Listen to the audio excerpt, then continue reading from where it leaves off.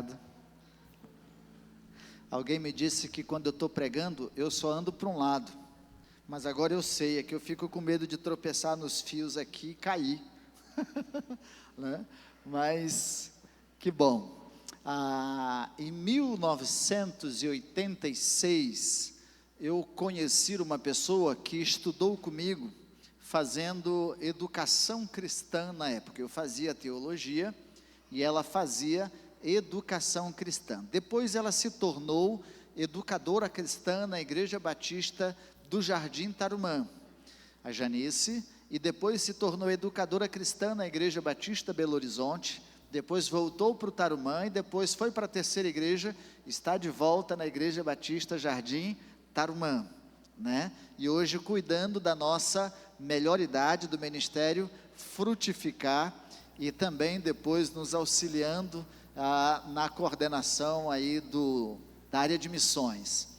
Em 1900, eu estou bom de data, né? Quando a gente vai ficando idoso, vai ficando bom de data. Daqui a um tempo eu começo a lembrar até as horas e os minutos. Por enquanto ainda estou nos anos. Mas em 1988, eu conheci uma outra pessoa, que tinha um cabelinho meio encaracoladinho, assim, meio liso, andava meio, né, num estilo bem jovial, fazia, um estilo meio hippie, né? Fazia faculdade de letras na Universidade Federal de Mato Grosso do Sul e foi fazer educação cristã lá no Seminário Teológico Batista do Oeste do Brasil. Eu a conheci, depois namorei com ela, depois casei com ela, né? E lá depois ela foi assumir em Mundo Novo a função pela área do Ministério da Justiça do Trabalho, trabalhar lá. E agora, no desafio de Deus, ela resolveu concluir aquilo que ela começou no Seminário Teológico Batista do Oeste do Brasil, que é educação cristã. Vocês sabem de quem eu estou falando, né?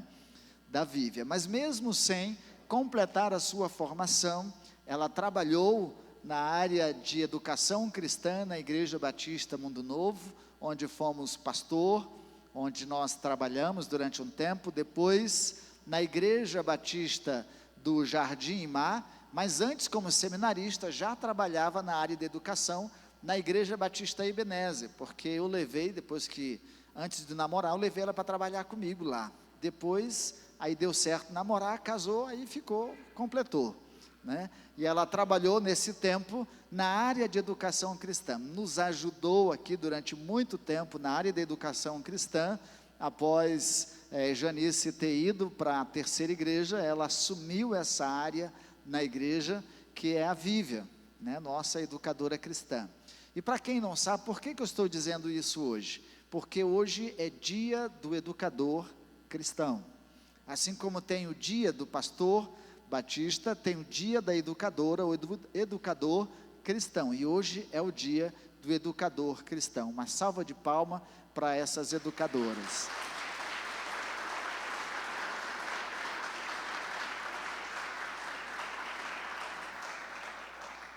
A Vívia sofre mais porque, além de trabalhar comigo na área de educação, ainda é minha esposa, né?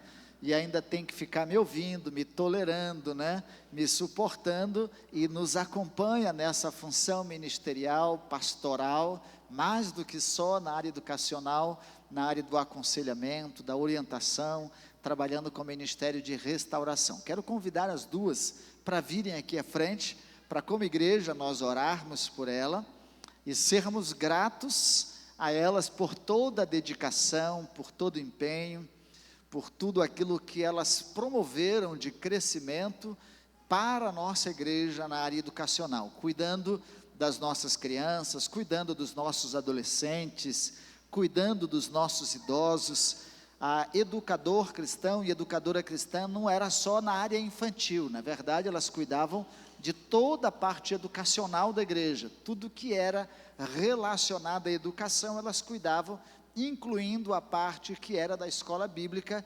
dominical. Lembra Samuel? Samuel, que foi diretor da escola bíblica dominical durante muito tempo, eram coordenados também pela educação cristã.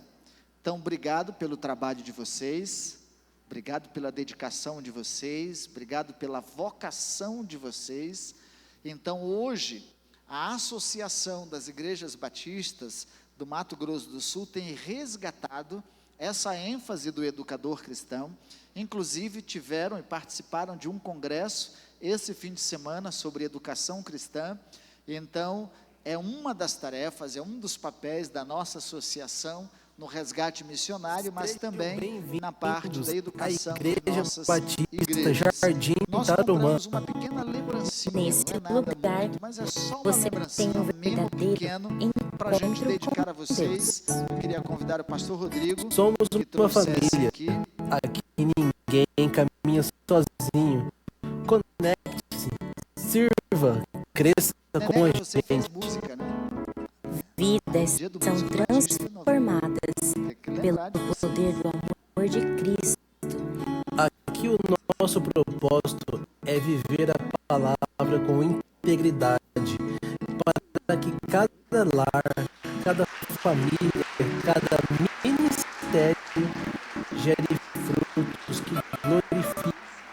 É só um mimo, só uma lembrança, um reconhecimento ao ministério e à dedicação de vocês. Vamos nos colocar em pé, vamos orar por essas pessoas. Eu quero convidar alguém que eu sei que é bem perto, bem amigo e trabalhou durante muito tempo com todas elas. Convidar o Ricardo. Chega aqui, Ricardo. Ricardo ainda vai ser pastor, viu? Ele está correndo, mas vai chegar a hora que Deus vai catar ele de jeito. Ontem foi o concílio do irmão Sami, que é o nosso obreiro na missão Betesda, e ele passou no concílio. Sábado que vem vai ser o concílio do Guilherme, que trabalha na missão Patagônia, lá na Gleba, e esperamos que ele passe também. Uma vez passando também, nós vamos marcar uma data, e aí a gente vai conversar isso com a liderança, com a diretoria, marcarmos uma data para o culto de ordenação e posse deles, exatamente no trabalho que eles já exercem. Ricardo, ore com elas e por elas. Erga uma das suas mãos para cá. Senhor Deus e Pai, obrigado Deus, obrigado porque o Senhor tem feito maravilhas no meio do teu povo. Obrigado a Deus porque grandes momentos nós podemos ser ensinados, ó Pai, e porque o Senhor usou pessoas tão importantes nessa área de educação. Nós fomos ensinados desde criança, ó Pai, e passamos, ó Deus, pela Tua igreja, ó Deus, pelos seus ensinamentos, orientados, ó Pai, porque essas mulheres aqui também trabalharam com afinco, Senhor, naquela vocação que o Senhor tem dado a elas, ó Deus. Esteja abençoando cada dia mais o seu lar, abençoando, Senhor, o seu ministério, que o Senhor possa estar levantando outros educadores, ó Pai, para a Tua obra, Deus. Nós louvamos, nós agradecemos, ó Pai, pela Tua igreja, agradecemos, ó Deus, porque o Senhor tem usado pessoas, ó Pai, para a edificação da Tua igreja. Fica conosco, ó Pai, isso é o mais importante aqui agora neste momento, que o Senhor possa estar trabalhando nas vidas, ó Pai, e que nós possamos estar crescendo para a honra e a glória do Teu santo nome. Obrigado porque o Senhor já usou elas várias vezes e continuará usando para a honra e a glória do Teu santo nome. É o que nós te pedimos e agradecemos em nome de Jesus. Amém. Obrigado, podem sentar, Deus abençoe. Podem sentar, amados. Obrigado mais uma vez. Elas sofrem um pouco porque geralmente o reconhecimento vem para o ministério pastoral, poucas vezes para o ministério educacional. Nem sempre elas recebem dignamente pelo exercício do ministério que realizam. Oremos para que as igrejas tenham sempre as condições de reconhecer também esse ministério tão precioso e tão importante na vida da igreja. Abra sua Bíblia comigo agora, no livro de João, Evangelho de João. Essa é a última mensagem nessa série do Evangelho de João, embora eu não tenha pregado sobre todos os sinais assim chamados por João, mas a maioria deles nós aqui destacamos, ressaltamos. Abra então, Evangelho segundo João, capítulo de número 11, a partir do verso de número 1.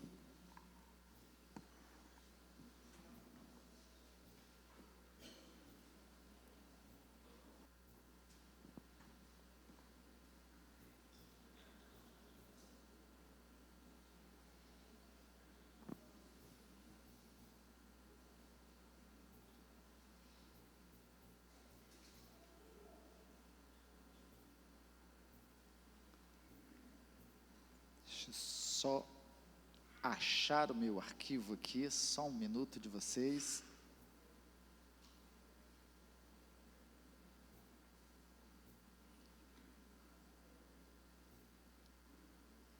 Diz assim a palavra do Senhor: um homem chamado Lázaro estava doente.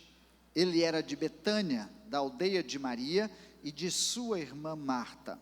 Vou repetir: um homem chamado Lázaro estava doente. Ele era de Betânia, da aldeia de Maria e de sua irmã Marta. Esta Maria, cujo irmão Lázaro estava doente, era a mesma que ungiu o Senhor com perfume e lhe enxugou os pés com seus cabelos. Por isso as irmãs de Lázaro mandaram dizer a Jesus: aquele que o Senhor ama está doente. Ao receber a notícia, Jesus disse: essa doença não é para a morte, mas para a glória de Deus, a fim de que o Filho de Deus seja glorificado por meio dela. Ora, Jesus amava Marta e a irmã dela, e também Lázaro. Quando soube que Lázaro estava doente, ainda se demorou 2 dias no lugar onde estava. Depois disse aos seus discípulos: vamos outra vez para a Judeia. Os discípulos disseram: mestre, ainda há poucos judeus queriam apedrejá-lo, e o Senhor quer voltar para lá? Jesus respondeu: não é verdade que o dia tem 12 horas? Se alguém andar de dia, não tropeça, porque vê a luz deste mundo, mas se andar de noite, tropeça, porque nele não há luz. Tendo dito isso, acrescentou: nosso amigo Lázaro adormeceu, mas vou para despertá-lo. Então os discípulos disseram: Senhor, se dorme, está salvo. Jesus falava da morte de Lázaro, mas eles pensavam que tivesse falado do repouso do sono. Então Jesus lhe disse claramente: Lázaro morreu. Por causa de vocês, me alegro de que não estivesse lá, para que vocês possam crer. Mas vamos até ele. Então Tomé, chamado Dídimo, disse aos outros discípulos: vamos também nós para morrer com o mestre. Quando Jesus chegou, encontrou Lázaro já sepultado havia 4 dias. Ora, Betânia ficava a mais ou menos 3 quilômetros de Jerusalém. Muitos dos judeus vieram visitar Marta e Maria, a fim de consolá-las por causa do irmão. Marta, quando soube que Jesus estava chegando, foi encontrar-se com ele. Maria, porém, ficou sentada em casa. Então Marta disse a Jesus: se o Senhor estivesse aqui, o meu irmão não teria morrido. Mas também sei que mesmo agora, tudo o que o Senhor pedir a Deus, Ele concederá.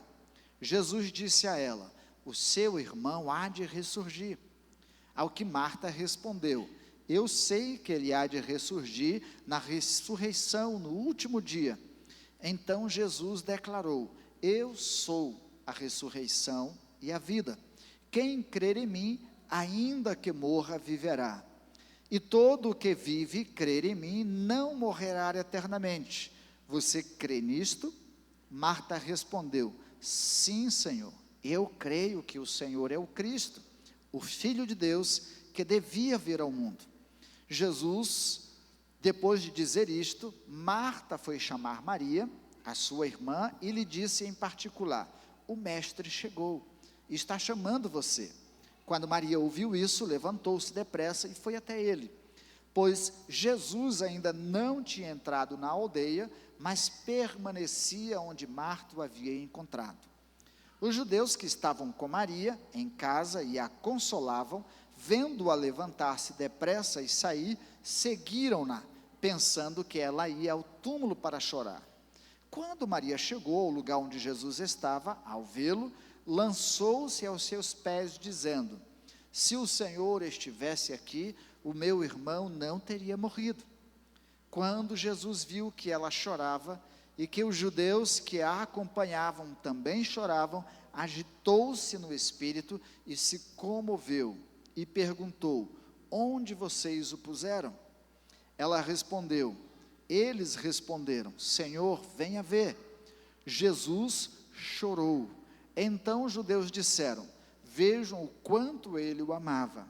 Mas alguns disseram: será que ele que abriu os olhos do cego não podia fazer com que Lázaro não morresse? Jesus, agitando-se novamente em si mesmo, foi até o túmulo, que era uma gruta em cuja entrada tinham colocado uma pedra. Então Jesus ordenou: tirem a pedra. Marta, irmã do falecido, disse a Jesus: Senhor, já cheira mal, porque está morto há 4 dias.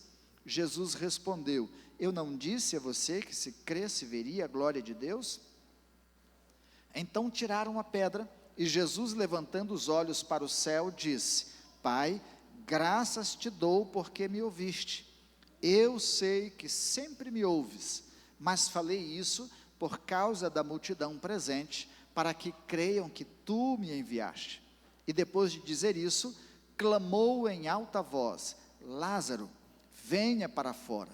Aquele que tinha morrido saiu, tendo os pés e as mãos amarrados com ataduras, e o rosto envolto em um lenço.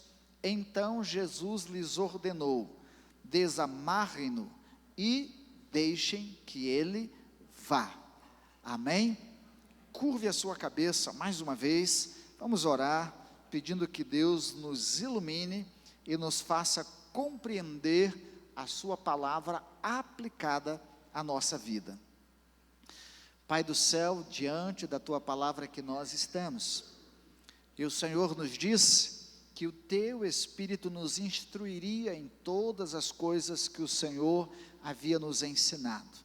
É do teu Espírito que nós dependemos para aplicar e extrair as verdades mais profundas de todos os sinais e feitos e palavras do Senhor. Então ilumine o nosso entendimento, ilumine-nos, ó Deus, agora, para compreendermos as verdades, a palavra do Senhor, e tirarmos delas lições preciosas, aplicadas à nossa vida. E nós pedimos isto em nome de Cristo Jesus. Amém, amém. Esse texto geralmente é usado em momentos fúnebres. Quando nós vamos a um funeral, e lá tem um pastor, ou tem pessoas crentes, alguém da família que faleceu, esta é a passagem que geralmente se usa para pregar em um culto fúnebre. Provavelmente você já deva ter ouvido esta mensagem em um destes momentos. Isto não significa dizer que na igreja a gente não pregue sobre a ressurreição de Lázaro. Pregamos. Eu mesmo já devo ter feito isso aqui na Igreja Batista do Jardim Tarumã, mas não lembro. Mas o Plínio anota todas as mensagens na Bíblia dele, e se foi uma das vezes que ele ouviu, ele deve ter anotado aí o dia que eu preguei esta mensagem aqui na Igreja Batista do Jardim Tarumã. Mas eu quero pensar com vocês exatamente sobre o poder da ressurreição. O Cristo que tem o poder da ressurreição. Este é o 7º milagre descrito por João. Não milagre, como ele diz, mas o 7º sinal realizado por Jesus na narrativa do evangelista João. Vocês se lembram a sequência de todos eles? Vamos lembrar? O primeiro, transformação da água em vinho. O segundo, a cura do filho de uma autoridade dos romanos. Depois, a cura do paralítico no tanque de Betesda. Depois, a multiplicação dos pães. Depois, a cura de um cego de nascença. E, aliás, nesse meio, nós tivemos a tempestade e a calmaria que Jesus promoveu em meio à tempestade, né, no mar da Galileia. E o último deles é a ressurreição de Lázaro. Como já bem dito em todas as outras mensagens, João chama, em vez de milagre, sinais, apontando para algo maior do que aquilo que estava sendo realizado. Então, se Jesus transformou a água em vinho, aquilo apenas apontava para algo maior, e ou seja, para ele mesmo. E ele é muito maior do que apenas a transformação de água em vinho. Se ele curou o paralítico, se ele curou aquele homem enfermo, se ele curou um cego de nascença, ele é mais do que o próprio milagre que ele realizou. Todos eles apontavam para o próprio Cristo como Senhor, como Messias e como Deus. Porque João aqui está fazendo exatamente esta apologia, esta defesa de que Jesus é 100% homem e 100% Deus. Se Jesus acalma o vento, acalma o mar, domina todos os fenômenos da natureza, então ele é o Senhor, Criador e sustentador de todas as coisas, apontando para o seu senhorio, a sua soberania também como Deus. E agora, no último dos milagres, que é a transformação, ou aliás, a ressurreição de Lázaro, ele declara que ele tem o poder sobre a morte. E ele é o Senhor da vida. Ele não só tem o poder sobre a morte, mas ele é o Senhor da vida. Quando ele usa de novo a expressão, eu sou a ressurreição e a vida. Vamos tirar algumas lições desse texto para as nossas vidas, aqui são preciosos e importantes para nós, e vamos para o contexto, compreender um pouquinho do contexto desse verso. Geralmente, lendo o texto, nós temos a ideia de que Jesus estava em Jerusalém e Lázaro morre na cidade de Betânia. E se Jerusalém tem apenas 3 quilômetros até a cidade de Betânia, como é que nós vamos fazer a cronologia dos 4 dias de Jesus? 3 quilômetros, nós gastamos poucas horas, ainda que seja a pé. Em pouco tempo a gente faz esse percurso. Então, como é que nós vamos fazer essa cronologia? Algumas pessoas aí tentam negar, dizendo que há um erro bíblico nessa narrativa, mas não é assim. Se você acompanhar a sequência do texto, na verdade, Jerusalém de fato distava 3 quilômetros de Betânia. E quem for visitar após a morte de Lázaro, as irmãs de Lázaro, em seguida, foram as pessoas que moravam em Jerusalém. Jesus não estava em Jerusalém. Se você abre o capítulo 10, o verso 22, Jesus estava do outro lado do Jordão, lá na região onde João Batista realizava os batismos no início do seu ministério.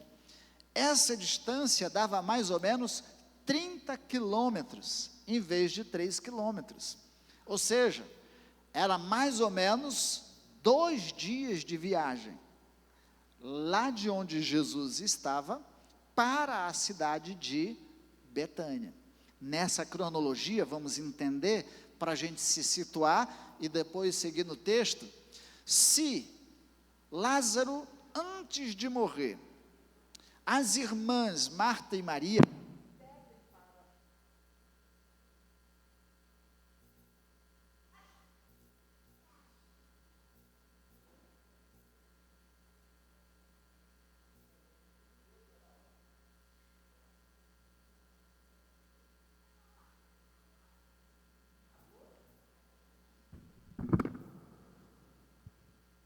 isso não acabou ainda não, bebê. Vai continuar. Eles são autênticos, né? Isso é bom demais. Então, seguindo aqui a nossa cronologia, se os mensageiros de Marta e Maria foram avisar Jesus da o que? Enfermidade de Lázaro. Quando eles saem de Betânia para avisar Jesus, Lázaro ainda não havia morrido. E eram 2 dias até chegarem onde Jesus estava. Então, é possível que logo após a saída dos mensageiros, ou um dia depois, Lázaro tenha morrido. E aí, quando eles chegaram lá onde Jesus estava e foram anunciar, e foram anunciar a Jesus a enfermidade de Lázaro, Jesus ali já sabia, porque Jesus conhecia todas as coisas, que Lázaro havia morrido. Mas ele comunica aos seus discípulos que ele apenas dorme. Jesus ainda fica 2 dias do outro lado do Jordão, para depois se dirigir à cidade de Betânia. Ora, se ele fica 2 dias do lado de cá do Jordão, e o percurso de 30 quilômetros levam 2 dias, então isso dá um total de 4 dias. Considerando aí o tempo da morte de Lázaro, então 4 dias Lázaro já tinha morrido. Então não há erro no texto, não há erro na narrativa de João, da descrição, e aqui não foi Jesus que estava em Jerusalém e ficou os 4 dias em Jerusalém, ele apenas ficou 2 dias, mas lá do outro lado do Jordão. Dado essa descrição, esse esclarecimento do texto, vamos seguir a sequência.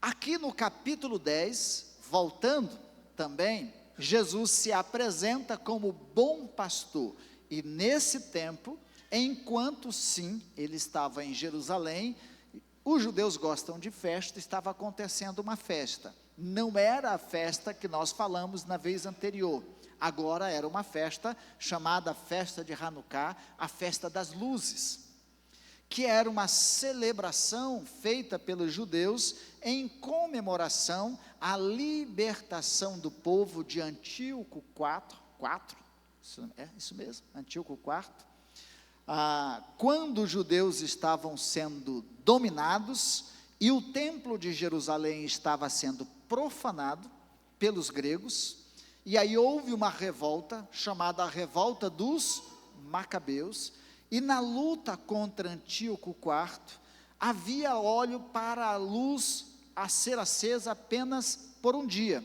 eles não tinham como manter luz acesa, e o óleo suficiente para um dia, eles colocaram para iluminar lá, e o óleo durou 8 dias, e durante esse tempo, eles venceram a batalha, e os judeus passaram a comemorar a festa de Hanukkah, a festa chamada Festa das Luzes.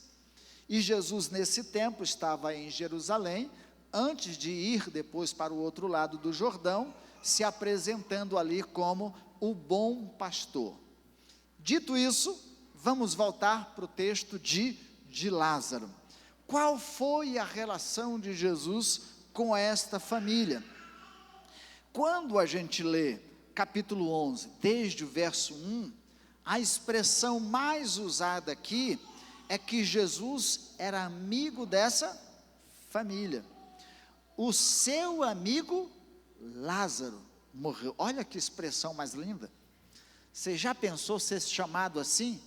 O seu amigo Jonas, o seu amigo Samuel, sermos chamados de amigos de Jesus, tudo bem, princesa? Sermos chamados de amigos de Jesus, amigos de Deus. Lázaro era essa pessoa amiga, e não foi só Lázaro denominado de amigo, mas Marta e Maria também, o texto diz que elas eram amadas de Jesus. Vamos lembrar um pouquinho mais dessa família. Vocês se lembram quando Jesus vai para a casa de Marta e Maria? E uma se senta aos pés de Jesus e a outra vai fazer o quê? Comida. Isso faz-me lembrar de Cedro Humberto de Campos, Maranhão, aniversário da igreja. Quando alguém ia para o aniversário da igreja, todos iam para a casa do pastor Adonias. Não era eu não, era meu pai. E comiam na casa do pastor. Quando o pastor chegava, não chegava só o pastor não, chegava a caravana inteira. Quando Jesus chegava para comer, não chegava só Jesus não, chegavam os discípulos e mais uma galera. Pense hoje em dia, seu marido chegar, ou um parente seu, ou um amigo seu chegar na sua casa e dizer assim, eu vim comer hoje na sua casa. Bateria de desespero. Meu Deus, não tem nem panela desse tamanho para fazer comida para tanta gente. Especialmente as famílias modernas, que as panelas são pequenininhas. Quando tem panela, que é tudo feita hoje no elétrico, no forno, no air-fry, tudo lá. Ou compra já as porçãozinhas, pede marmita. Naquela época, Jesus chegava na casa de Marta e Maria para comer, com a galera inteira. Lembram-se também, nas sequências do texto, quando Jesus faz o percurso entre Jerusalém e o Monte das Oliveiras, por vezes Monte das Oliveiras eram bem pertinho de Betânia. Na verdade, ele ia dormir na casa de Marta, Maria e Lázaro. Era a casa íntima de Jesus, de relacionamento próximo.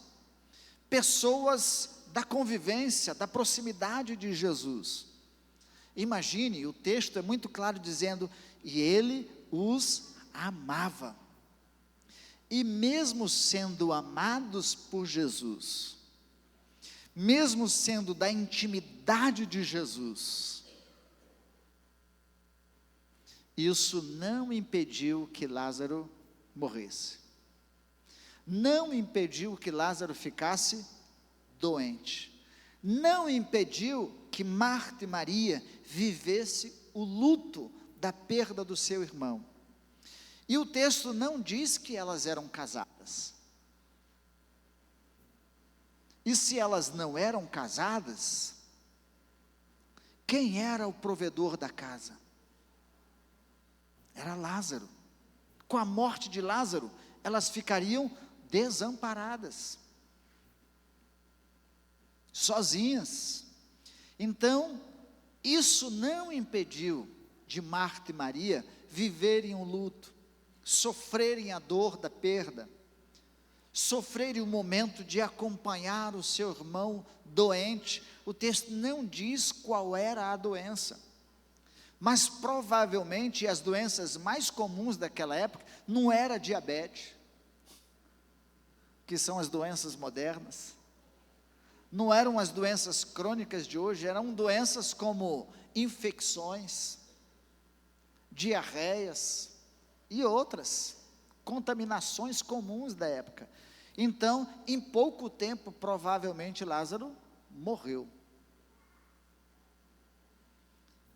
Isso significa dizer que crente sofre. Isso significa dizer que crente fica doente.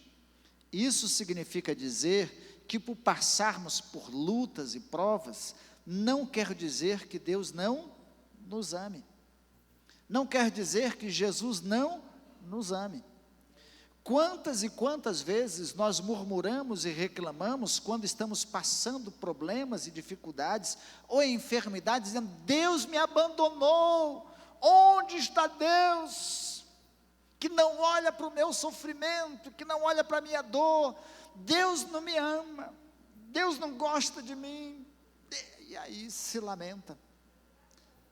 Então, o amor de Jesus, o amor de Deus por Marta, Maria e Lázaro, não impediu os intempéries da vida, o sofrimento, as dores, o lamento e as perdas. Não é porque você passa por dificuldades, ou porque você passa por provas, ou porque você passa por lutas, que Deus não ame você. O texto vai seguindo. Eles eram amigos pessoais de Jesus. As convicções de Marta e Maria, vamos ver no texto, elas reconheciam que Jesus poderia curar seu irmão. Elas sabiam, elas tinham ciência do poder de Jesus, porque elas já tinham presenciado os milagres, os feitos de Jesus. Tanto que quando Jesus chega nos arredores e Marta vai encontrar-se, a primeira palavra é: se o Senhor estivesse aqui, meu irmão não teria morrido. Depois, quando ele se encontra de novo com Maria, mesma frase: se o Senhor estivesse aqui, meu irmão não teria morrido.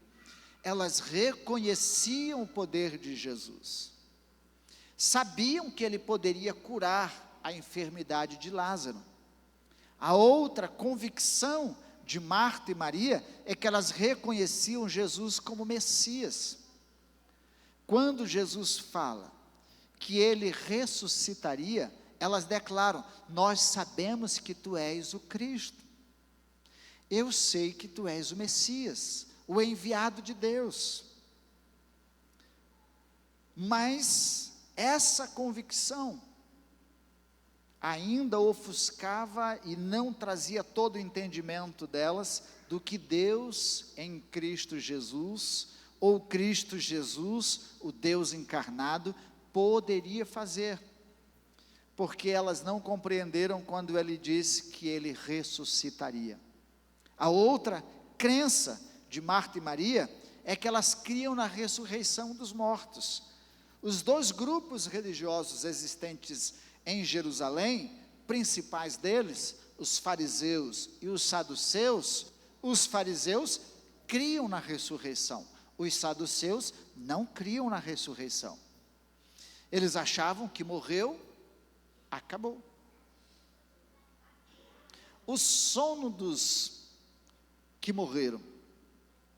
Mas os fariseus criam na ressurreição e criam no juízo divino, até pela descrição de Malaquias no seu último capítulo, quando fala sobre o juízo, o fim de todas as coisas. Então eram dois grupos distintos, mas elas também já tinham aprendido com Jesus, quando discorrendo com os fariseus e os saduceus, falou sobre a ressurreição dos mortos.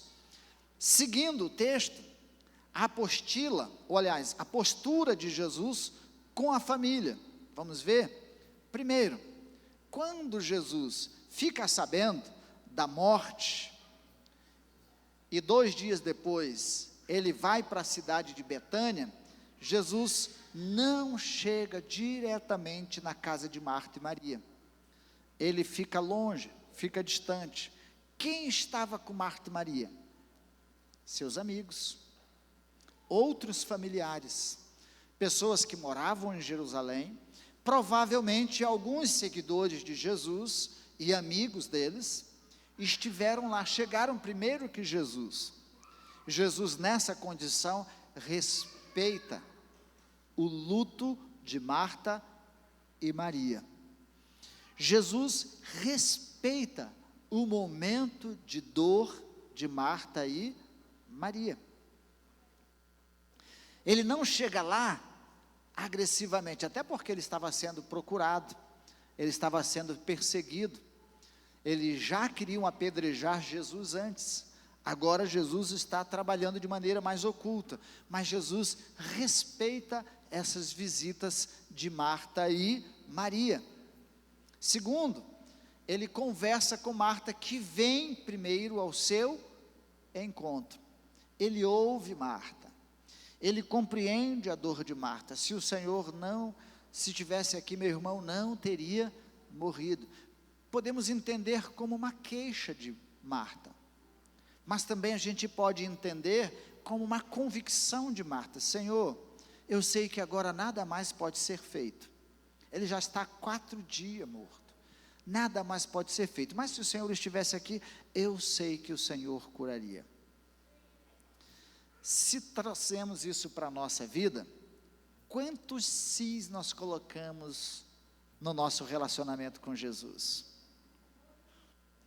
nos nossos questionamentos, quantos sis a gente apresenta? Se não fosse tal situação, se não fosse o fulano, se não fosse o cicrano, se não fosse a tal doença, se não fosse, se o Senhor tivesse me socorrido antes, se o Senhor não tivesse permitido tal situação, se o Senhor me socorresse a tempo, nada disso teria acontecido. A gente coloca esse sis para Deus, até para justificar os nossos erros e as nossas faltas. Se o Senhor tivesse me socorrido antes, tivesse me alertado antes, tivesse feito tal coisa comigo, eu não teria errado tanto na minha vida, eu não teria feito tal coisa, eu não teria decidido assim. O sim de Maria aqui pode ser uma convicção, mas também pode ser trazido para a nossa vida. Ele conversou, depois ele mandou chamar Maria em particular. Parece que era a mais chateada com Jesus, porque enquanto Marta correu para encontrar-se com Jesus, diz o texto que Maria ficou sentada em casa. Ele não veio na hora que era preciso vir, eu agora também não vou atrás dele. Pastor não veio me visitar na hora que eu precisei, pois agora também eu não procuro mais ele e nunca mais. Não me atendeu na hora que eu precisei e queria, pois agora ele não vê mais a minha cara. Eu é que não vou lá, atrás dele. Ele é que tem que vir aqui. Eu estou especulando porque isso não está no texto. Mas Marta chega e fala ao pé do ouvido de Maria: o mestre está lá e está te esperando. Tem vezes que Jesus fala diretamente usando pessoas no nosso ouvido. Jesus está te esperando. Não importa a sua dor, não importa a sua mágoa e o seu ressentimento, não importa o seu questionamento, Jesus está lá te esperando. A mensagem para Maria foi: Maria, Jesus está lá te esperando, Ele quer conversar com você. Mesmo depois da conversa com Marta, Jesus não se apresentou para ir até o túmulo de Lázaro. Só depois que Maria vem, que Maria se achega a Jesus, e na conversa com Maria, é que Jesus vai dizer: Ele vai ressuscitar. Aí ela declara: mas Senhor, já está 4 dias morto, como é que isso vai acontecer? E ele segue em direção ao lugar onde Lázaro estava sepultado, numa gruta, com uma pedra na porta. Então Jesus se dirige para lá. Nessa descrição a gente vai ver o poder de Jesus sobre a morte, e o poder de Jesus manifesto na ressurreição de Lázaro. Você já viu alguém 4 dias morto? Sem formol? Hoje, quando alguém morre, a gente aplica formol para 24 horas, 38 horas, até para um mês, como fazem os americanos e alguns personagens na Europa. Sepulta 30 dias depois, 20 dias depois, e o corpo está lá intacto. Um corpo, 4 dias morto, sepultado num lugar quente, as suas vísceras já tinham explodido, a sua pele já tinha também do inchaço explodido, os seus tecidos já estavam em estado de putrefação, fétido. Quem é enfermeiro aqui sabe o que é cuidar de uma ferida que não cicatriza. A carne apodrece, vai virando líquido, Era assim que estava Lázaro, sem vísceras, em condições normais, seu corpo em condições normais. E por que Jesus se apresenta só 4 dias depois? Já perguntou isso? A expressão era para que a glória de Deus seja manifesta. E ele já anunciou isso antes aos seus discípulos. Ainda bem que isto aconteceu, eu não estando lá. E por causa de vocês, para que vocês possam crer, para que vocês possam entender a manifestação do poder. Já que todos estão negando que eu sou Cristo, já que todos estão negando que eu tenho o poder e o poder me é dado para abrir os olhos dos cegos de nascença, para fazer o aleijado andar, para fazer um doente se levantar, para acalmar a tempestade, acalmar o vento, acalmar o mar, para usar os elementos químicos, transformar a água em vinho, já que com tudo isso ninguém acreditou, o poder e a glória de Deus se manifestará na ressurreição de alguém em estado de putrefação completa. E ainda havia uma crença naquela época dos rabinos, de que por 3 dias a alma ainda poderia ficar do lado do corpo, próximo ao corpo, podendo ele voltar à vida. E na ciência moderna, hoje nós sabemos que há enfermidades em que a pessoa parece estar morta, mas depois ela volta à vida. É por isso que precisa se esperar 24 horas para declarar de fato a morte e fazermos o sepultamento. É comum encontrar pessoas que foram sepultadas e depois, quando num estado de exumação, elas estão viradas, porque foram sepultadas vivas. Então Jesus espera 4 dias para que ninguém tenha dúvida de que Lázaro verdadeiramente estava morto. Então, em estado de putrefação, Jesus declara: Lázaro, vem para fora. Deus ali em Cristo Jesus, e Cristo Jesus, o Deus encarnado, nessa figura 100% homem, porque ele manifesta a sua humanidade, quando chora, sentindo a dor de Marta, a dor de Maria, e a dor dos seus amigos que lamentavam a perda de Lázaro, ele chora declarando que ele é 100% homem, que 100% se identifica com a nossa humanidade, com a nossa dor, com o nosso sofrimento, com as nossas amarguras, mas também manifesta que ele é 100% Deus, ao trazer alguém de volta à vida. E vamos imaginar agora o processo. Depois que alguém morre, para onde ela vai? A carne para a terra e o espírito para Deus que o deu. Nessa crença dos judeus, para Deus, e nossa cristã, para Deus. Agora, para ressuscitar, o espírito tem que voltar.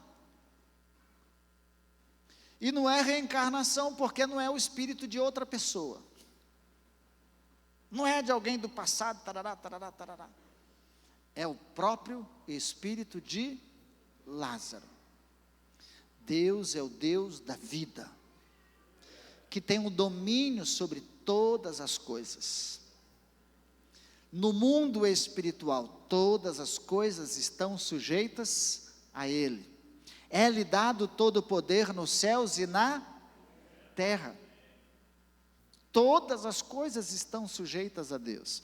Ao ressuscitar Lázaro, ele faz a declaração: eu não só venço a morte, eu sou a ressurreição, eu sou a vida. Não há vida sem mim, não há vida sem Deus.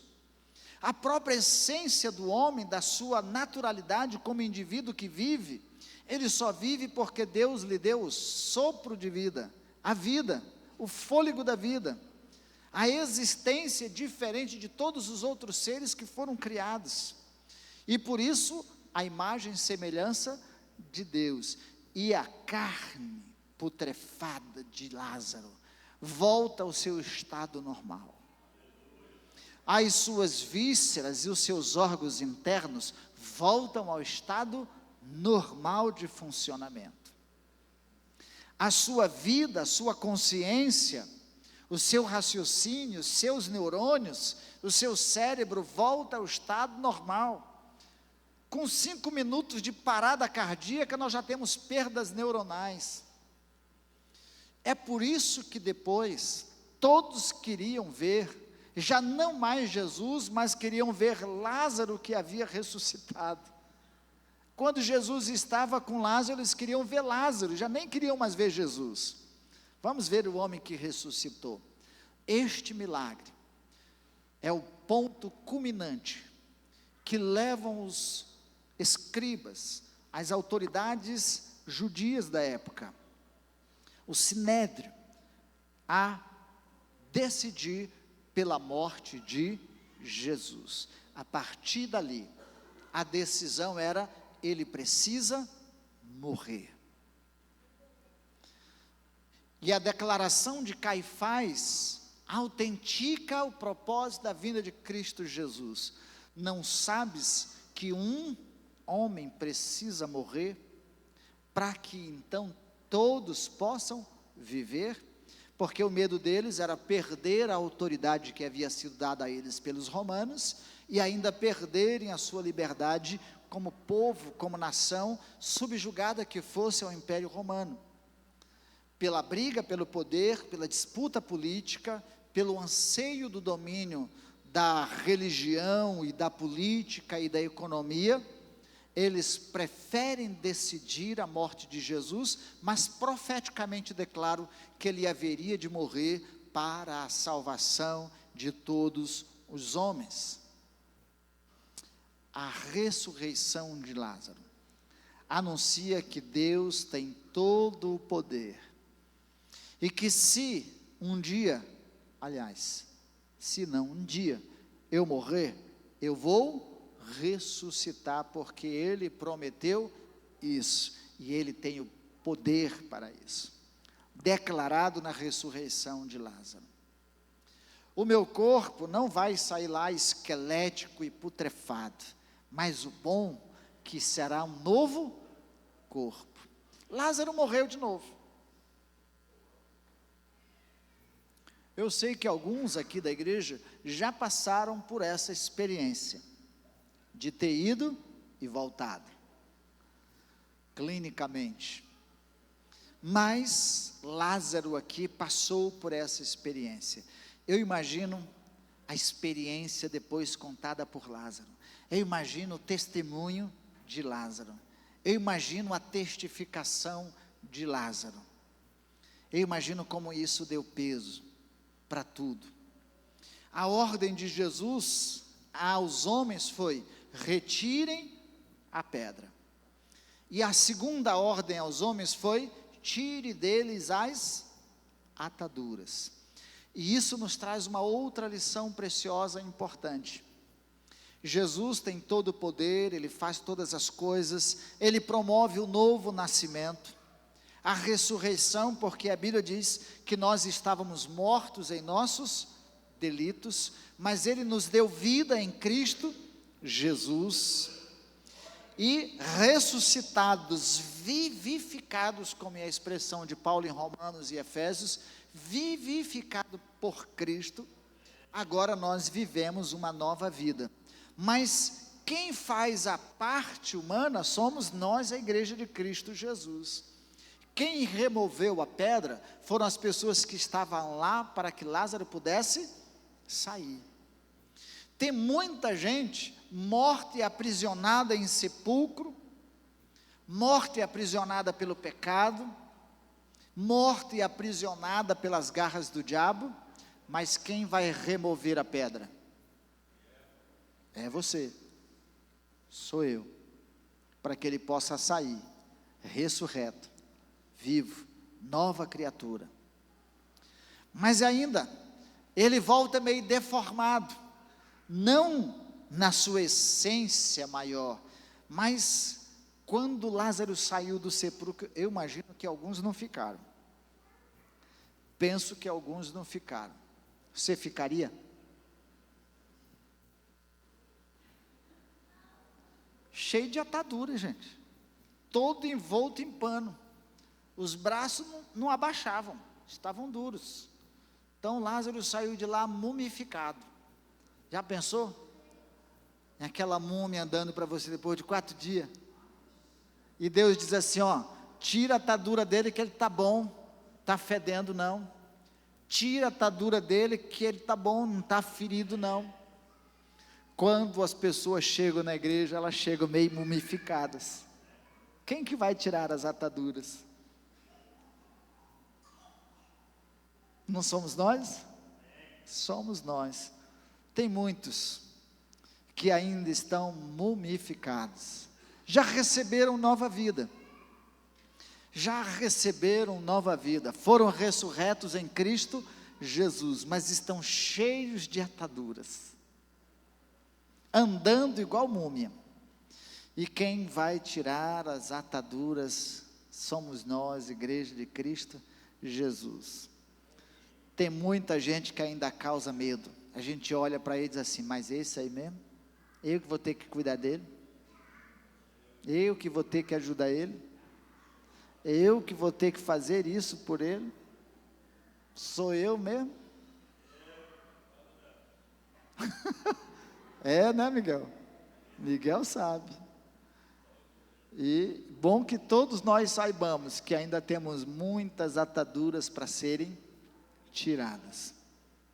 E depois, Lázaro vai ser o testemunho do poder e da glória de Deus. Manifesta.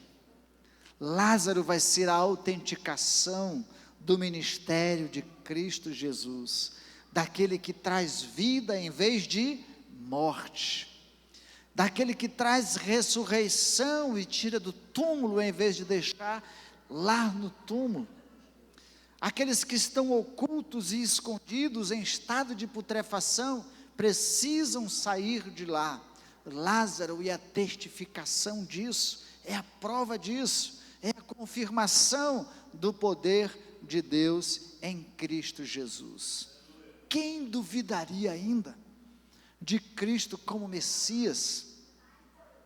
Quem duvidaria ainda de Cristo como Deus, de Jesus como Deus encarnado, que veio para salvar os homens?